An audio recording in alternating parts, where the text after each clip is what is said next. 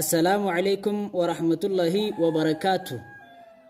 جالن هردفتوني تيك توك كوكي هندي خيسنو أرانتنا فيديو أكدر أصوني فينتهم فيديو أداك بدي دفجرة إسيتنا دوبا شير لايك كم فولون قدين اللي فولو قداتي أرانتنا فيديو تنهنگ رميسيتي لغي فتنا نمو أفيراتي نموني غراغراني جرن ميديا خنا قبا isaanan gartee aappii garaagaraatiif akkasuma siistama haarawaa onlaayinii kana keessatti argamu hunda isaaniitu kanneen addaan baasanii nama barsiisanitu onlaayinii kana gubbaa argama.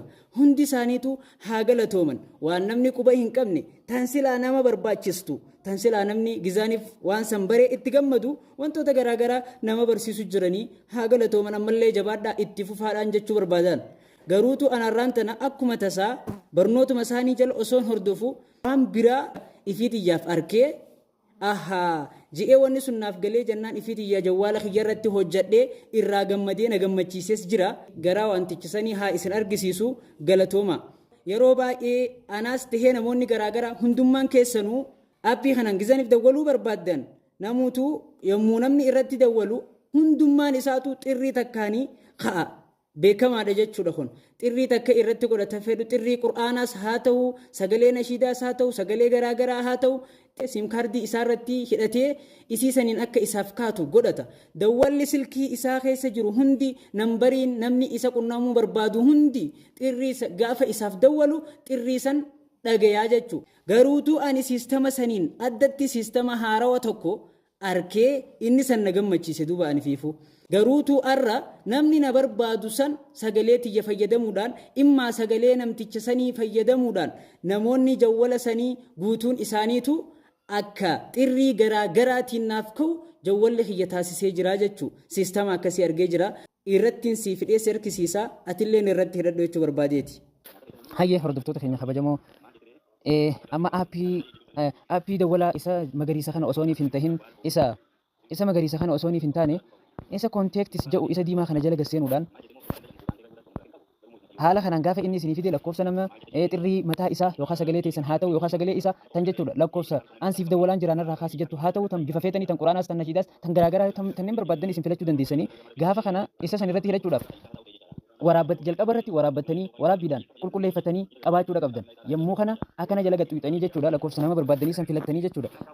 Akkana gama gadii kana mallattoolee gama gadii kanneen jiran kanneen keessaa afran kanneen keessaa isii gama mirgaa irratti cimanxantee jirtu tan tuqaa sadiif gubbaa irraa qabdu kana moorta jettu tana isii tana cuqaastaa jechuu marraa takka.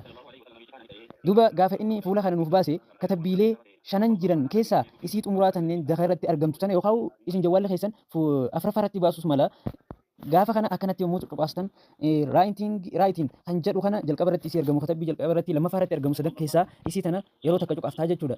Yommuu kana gara fuulduratti isin fida xirriilee garaagaraa dawwaallee keessaniif irraa qabu fiitan silkii keessaa qabdanis baay'ee keessatti ol baasaa jechuudha bakka kanarratti ati ammootu sagalee filattee fi yookaan aayaa quraanaatii fi wantoota garaagaraa kanneen filattee waan qabduuf silkii keessaa lakkoofsa mallattoo ida'uudhaatan kanneen fuula gubbaa irratti argamsan cuqaastaa jechuudha. Haala kanaan wantoota jawwaala kan kee gama keessaa jiru siif baasa.